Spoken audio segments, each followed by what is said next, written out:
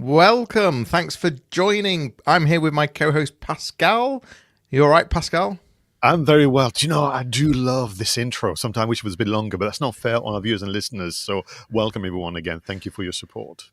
Thanks for joining us, whether you are live with us right now or perhaps you are listening to the replay as a podcast.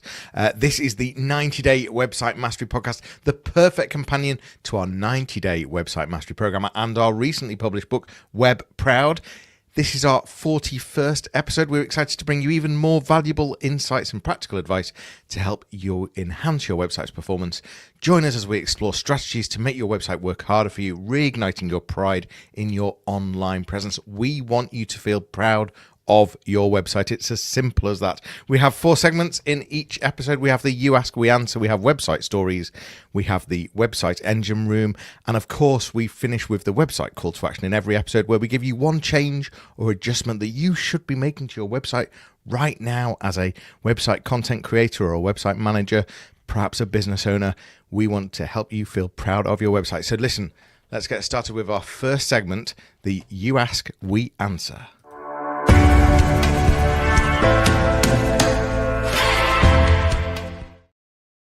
Well, thank you again for this superb intro, Johnny. I'm glad you can remember all the information you have to share before we start the show. But in You Ask, We Answer, usually you and I choose a question that perhaps were asked during an event that we hosted or maybe during a training session. And this one came from one of my trainees where they were looking at refreshing their website for 2025. And this is literally word for word what she shared with me. I have just been told that the images on my website are not optimized. I think I know what I need to do. But how would you structure the file name, the alt tags, and any other fields for good SEO? What say you, Johnny Ross? Yeah, well, I mean, it's amazing, isn't it, that we're still getting asked this question. Image optimization, I expect we've both been doing this for, probably 25 years, if not more.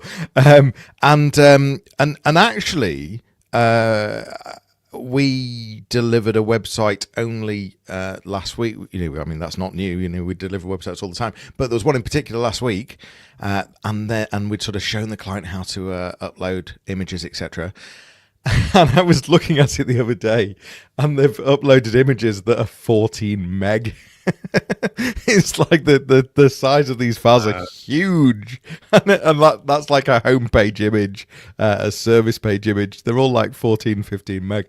So, in the green room, actually, I was saying, are we really going to cover image optimization? And you said, well, actually, someone did ask me this last week, and you made me reflect. And I'm thinking, actually, I've got a client who's uploading 14 meg. If you're listening, by the way, I do apologize, but there we go. If I just jump in here, actually, what wouldn't they think that, you can upload 4K videos on YouTube, you can stream an entire trilogy on Netflix and so on within seconds. So I have some sympathy with it. And maybe actually what our clients are saying is that it is time for website to move on with the times a little bit. But for now, we're stuck with having to compress the file size of our images. You can tell us how you recommend people do so. And then in the case of my client, we had image1.jpg, image2.jpg, kind of all over the site, and of course, if you use the concept of the Google CV that you and I use during the workshops, you do want to name your photos or even videos, for that matter, PDFs and more correctly. So, over to you. What do you normally go through with your clients? Well, yeah, this was the point that not only was the image size huge, but they were still the iStock number.jpg. So they'd bought these images, they downloaded the highest res possible, and they were named iStock 123 whatever it was .jpg. So yes, optimization, all about optimization. Listen, I mean, the obvious thing is if you want to get into Google Images, which does drive a huge amount of traffic, and all of this reflects on the website, and it helps give context to the website, helps Google understand more about what page it's about. You need to really help Google understand what that image is about. Now, of course, it can look at the image using AI and understand the image, but let's help it with some keywords as well. Let's name the image. Let's make it relevant. Let's not stuff the keywords into that file name, but let's make it really relevant to that service page or the case study or the product page, whatever it might be. So it's all about, image compression, which we're going to talk about a bit later in the show anyway. But the main thing from an SEO point of view is naming it correctly and using alt tags. So that's alternative tags, so that when a screen reader is looking at the image, it can read out the alternative words to describe that image. So if you've got someone that's visually impaired looking at a website, they can get a description of the image instead of having to not be able to understand what that image is about. And that helps bring the context to the search engines as well. So good optimization, change the file names, use alt tags, and image compression. So I've got a bit of a formula to help my clients, and people can use, like an Excel spreadsheet. So the idea being, don't do it almost as you upload the image. Prep, if you have 10, 20, 30 images, just work through the filenames and the alt tags in advance, and then you can just do a copy and paste on your CMS. So I tend to say minimum what you want to do to go full Google Images and be part of your Google CV. I'm particularly keen as well on the AI summaries as well, and people putting things on Pinterest and whatnot. I always say, the file name should include what is it and who is it from. So you can bring your brand name, your individual's name as well. So if you work on personal brand, we have a photo of you at an event. You could talk about, mention the event first and then mention your name. So what is it and who is it from is usually a bit of a formula that I use with my clients. I like it. I like that. That's very clever indeed. I'm busy saying sort of make it relevant, but as always, you've got a nice little format to follow, nice little template, and I like that a lot. So there's some good advice. Optimize your images from an SEO point of view. Think about, don't just upload them with the 123.jpg. Let's move on to our second segment, which is website stories.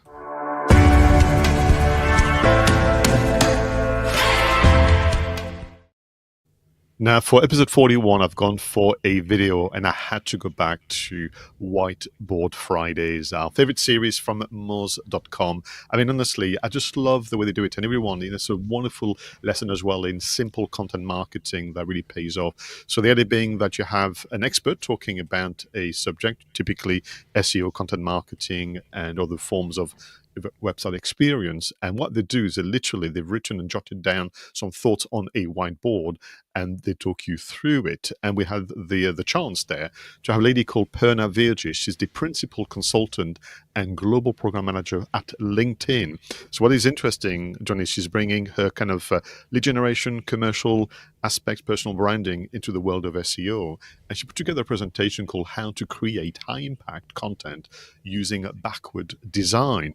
And quite intriguing title. And love SEO, but we do love SEO that is grounded in good commercial principles. I also do like SEO from a reputation management point of view, and I would encourage everyone to watch the video, also read the article, but also pay attention to that page and how it's being structured. I think you'll agree, Jonny, it's a good lesson for anyone who's a bit busy, would like to do more content, and literally in what is a 7-minute video with all the transcription and so on, it makes for a very, very appealing page. But very quickly, Purna takes us through 3 key elements to explain what she means by backward design, using the example of someone selling a new model of a car from a company called Fancy Schmancy Smart Car, which I think, if it's not been claimed already, Purna should go ahead and buy the domain name instead of the company. But 3 stages. 1 is reflection, 2 is planning, and 3 is measuring. And what I loved about the reflection stage, she was saying before you even start to do keyword research, is usually how people may start SEO. Before you even start to write any content, start by being clear on 3 key elements. Be clear about your desired business outcomes and impacts. Could be revenue, could be reputation, could be a range of things. But can you be clear and explicitly express what you want for the business? As a result of which, can you be clear on the desired reactions and the behavior change from your audience? And then therefore, can you be clear on the content types and formats that will help you achieve the business outcomes and the audience outcomes? And I think she's clear. I agree with her that very often when people talk to me, they want to get straight into the content creation mode. And I'm the one to rein them in to say, well, actually, tell me more about the business or, excuse me, your audience and so on, because without that information, I might give you just some general advice as opposed to something very specific. The planning, I think was very, very good. And what she's saying, though, if you think about it, and I'm going to use her words here, before you even start creating a single word of content, you want to build your own content brief. Now, how many clients do you know, Johnny, that rush straight into content creation and do not write a brief? And what she's saying is a simple one-pager where you capture essentially what you want to achieve, what are the questions and so on. And I shall leave people to listen and read the article here. But this idea of a content brief before you even start your keyword research and content creation is very, very important. You're more likely then to achieve. And then with the measurements, I thought she had a lovely way to go about it.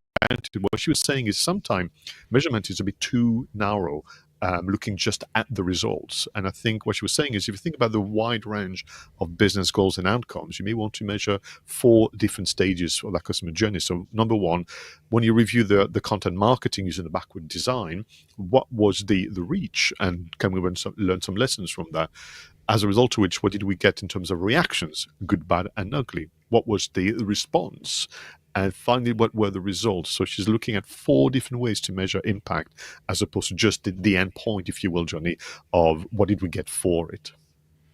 Yeah, and do you know, I've actually heard Purna speak at an SEO conference. So she's always sharing good advice, and this is really good advice. So many times clients will write for the wrong reason.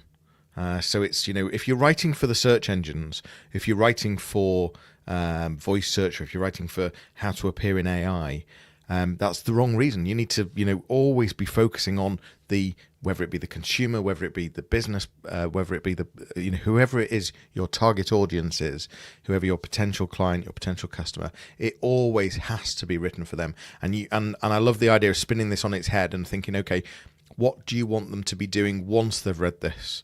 What are you hoping that they're going to get out of this? How are you going to leave them feeling? What are you going to, what are you going to leave them expecting or understanding once they've read this, once they've absorbed this, once they've engaged with it? Instead of right at the start of the funnel, which is, what keywords can we put in there? What title? So thinking about right at the end, I like the idea of spinning on its head and thinking, how do we want them to feel afterwards?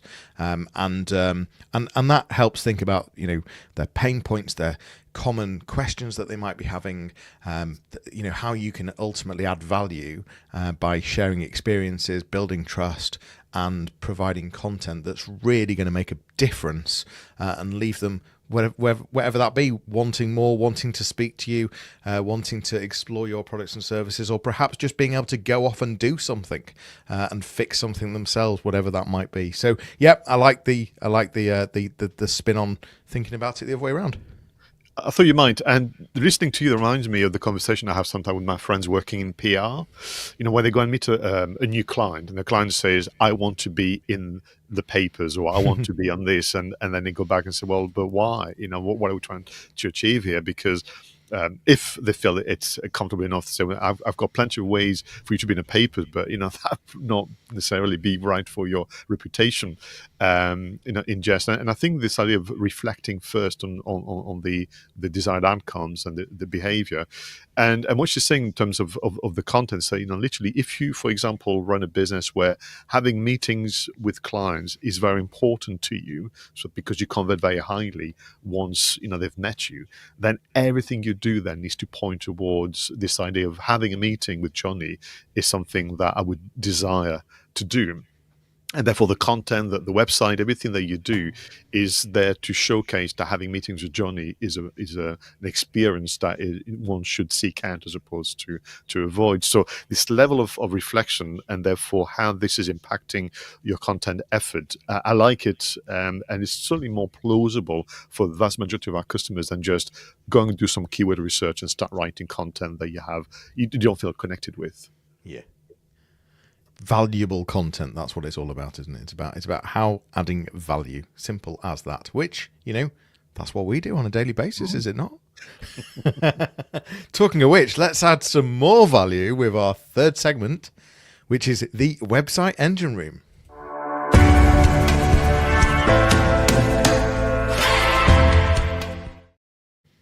Now, every time we get together, we select one app each, or solution, a software, piece of kit that can make life easier as a content creator and website manager. And what is your selection, Johnny Ross, for episode 41? Designify.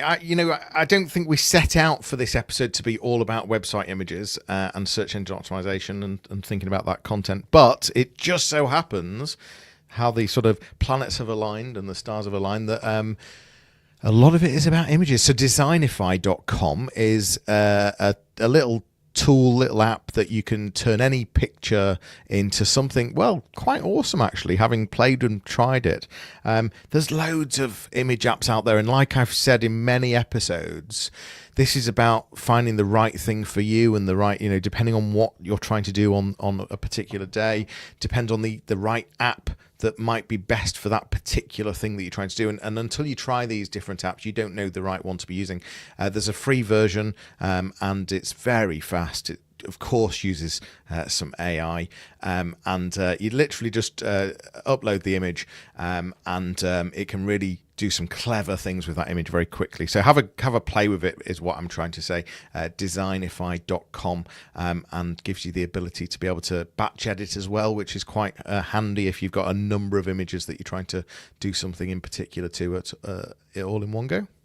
Thank you. I didn't know about that one, so I definitely will try it. Always looking for ways to make images have more impact. Well, from images to moving images, I've got actually one that I thought we had mentioned. So I did check the show notes for all 41 episodes, and I want to talk about Screencastify, so another product with an EFI at the end. And I found myself actually having to, well, I was responding to a client, and the email was getting a bit long, and I thought, I need to be clearer, and so I need to send a video message. And I said, well, what do I normally use? It's been a while. And I remembered Screencastify that can record your screen, can record your camera, webcam, or can combine the two. You have some element of editing. And now typically the scenario that I just mentioned was about sending a personal video message, but actually you could do all manner of video stories, tutorials, video case studies, or your own version of Whiteboard Friday. Using Screencastify, you can present some information, keep it short, keep it succinct, but it's a lovely way to add value, media interest and impact to your website by using a very simple tool you can download. They've got a free version, then you can go onto a payment plan if you want to record more. You can choose, again, size and all sort of things. So Screencastify for the video messages that can increase the impact of your website. Yeah, and it's very timely actually, because I've been using Dropbox Capture for probably, well, when it first came out, and I can't remember when that is, a good 2, 3, 4 years ago, and they've announced this week that they're discontinuing it in March. And I'm absolutely gutted, because it's something that I use literally on a hourly basis, never mind a daily basis. So very good timing, because I need to completely change the screen recording tool that I'm using. So I will be checking Screencastify out. So that's very helpful, Pascal. You must have known. Thank you. Thank you. So let's move on to our final segment, which is the website call to action.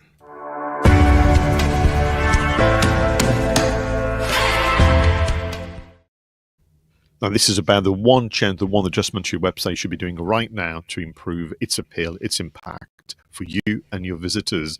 Johnny, what is your recommendation?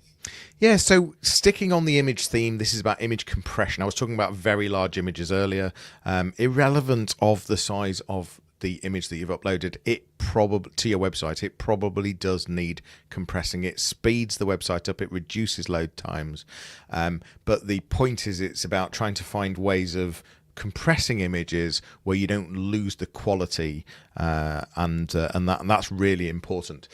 But we are, if you want to rank well in search, and you want users to convert on your website. So those two things really irrelevant of each other. So whether it's be ranking on search engines, or whether it's usability and converting with people, getting them to turn them into leads on a website.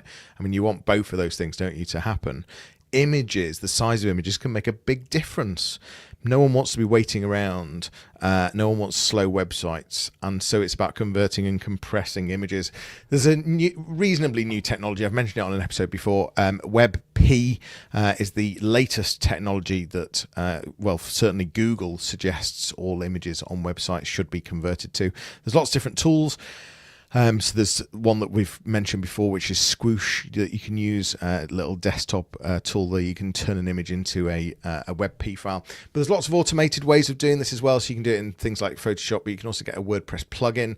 If you've got a WordPress site, there's other plugins and add-ons for different content management systems available, and it's all about converting them from JPEGs or PNGs to this new format, WebP. It gives much smaller, so it's 26% smaller than a PNG even. So a lot of people move to PNG for websites, but it's now about, let's go for WebP, which is even smaller and gives you without losing the quality. That's the key thing. So yeah, compress your images is what I would suggest for my call to action. Thank you very much. And I can understand people's frustration having to do yet another step and thinking, but what's going on here? We're meant to be moving on to 5G and this and the other. But what Google is doing really is allowing for territories where they don't have as good connectivity as we have. And that page load time is still a massive factor in your ranking. Talking of factors that affect ranking, I've been looking a lot at AI summaries of late, whether it's on Gemini, Copilot, and all the others. And what is interesting, there's more and more pressure on all of them. And Perplexity.ai, my favorite AI platform, as you know, was the first one to use citation and using referencing to documentation. I'm seeing a lot of kind of PDFs and kind of white papers and other kind of documents being referenced as well as web pages, particularly if people are looking for that. So my call to action, inspired by a recent workshop, is to reset and update all your lead magnets or your free downloads. So I'll give you an example. A client had actually very good free download, but the file name was ebook final version .pdf. So just on that point again, which is how we're going to start it and close this episode, you've got to make sure you name it correctly. What is it, who is it from again? But then when I was looking at the page, I was thinking it's all right, but I've got a feeling that the language has moved on a bit. I think, for example, people may use the term playbook a bit more than ebook now. They may use a term, how-to guide. So the naming of that resource needs to be researched a bit more. But also the copy on the landing page needs to be reflected upon. Is it clear enough? I mean, if, for example, you've uploaded this ebook 6-12 months ago, 2 years ago, 3 years ago, I can guarantee you things have moved on. So look at the copy again, look at the images that you've got, look at the call to action, and think about the language that you're using, and is it time for it to be updated? Do that, then reshare and re-promote that landing page, even with those who know it already, because they can pass it on to their pals, and you might just get more successes. But more importantly for me, the usefulness of that ebook for download, I want it to be listed in the AI summaries for you. I mean, the question is, does it even still reflect your brand and what your business means? If you developed it a few years ago, there's a high chance that perhaps even your branding has changed. So yeah, even just from that point of view, and there's no question that citations are being used way more in AI. I mean, even when you're using ChatGPT now and searching things, it will bring in links where it's found it wants to prove that it's not talking nonsense, even though sometimes it does. But it wants to continue proving that and give you the citations of where it's found this information. And Pascal's absolutely right that PDFs play a big part in this. So I love the idea. Why not go back, make sure they're evergreen, and re-promote, and gives you more social content and email content as well, doesn't it? Great idea. A packed episode, a lot about website images. I mean, we've covered really every angle of images, so how to make them look good, but also how to make sure that they're optimized from an SEO point of view, the file names and the alt tags, but also the size of the images, compressing them, and how you can use them and making them stand out and feature. We've covered, moving on to content. Images are content, but the written content and how to really change the lens on how you come up with content and thinking from the outcomes, the other side. What do you want the person to feel once they've engaged with that content, instead of the starting point, which typically is, right, we need an article to rank for X, Y, and Z. Let's just use those words and write something. Well, that's the wrong way of doing it, isn't it? So great advice there. A couple of great engine room apps that we talked about, which was the screencastify.com for recording your screen, and the Designify for an AI-driven platform that simplifies photo editing, compress your images, and reset your lead magnets and free downloads. Another packed episode for episode 41, Pascal. Yeah, absolutely. And if I'm just quickly, we mentioned that I'm really liking the way Purna mentioned about the measurements, the reach, reactions, response, and results. And I think we need to also put out some pressure on ourselves as the expert, but also our clients, to kind of look at impact of campaigns more broadly than just, did we get more sales or did we get more hits on the website and that kind of things. And I think that was a lovely reminder on her part as well. Yeah, for sure. Listen, if you are listening, if you're watching, tell us what you would like to know. Are there any particular apps or pieces of kit that you've used that you think others would like to know more about? Perhaps you've got a question or an article that you've seen that we could use in our website stories. Please do get in touch. We'd love to hear from our listeners or watchers or our viewers. And spread the word. The more people that we can help, the better we feel as well. It's, this is why we do this. We like learning, but we also like sharing. We like sharing information. And so many times we're in a workshop, Pascal, are we not? And the questions we get asked, that's why we bring them to these podcasts. The questions that we get asked are, it feels like it's, well, you should know the answer to that. But actually, business owners are focused on their business. They're focused on their expertise, whatever that particular thing is. And all of this sort of digital marketing we take for granted.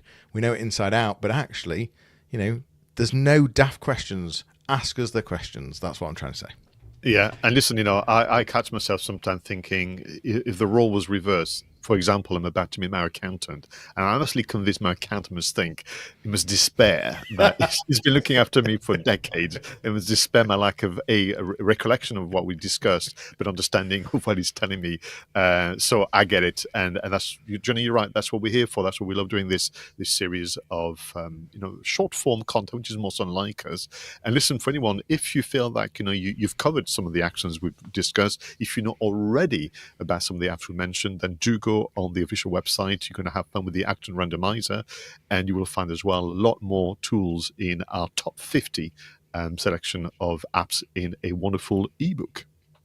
And of course, a link to the book Web Proud.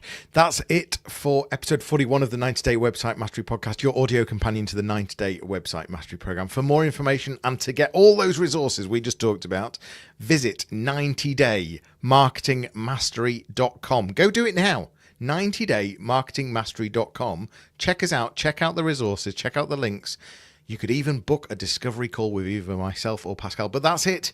Goodbye for now. We'll leave you with a fun video and audio montage to enjoy whilst you review your notes and action steps. We look forward to speaking to you soon, and make sure that you feel proud of your website. Take care. Bye-bye.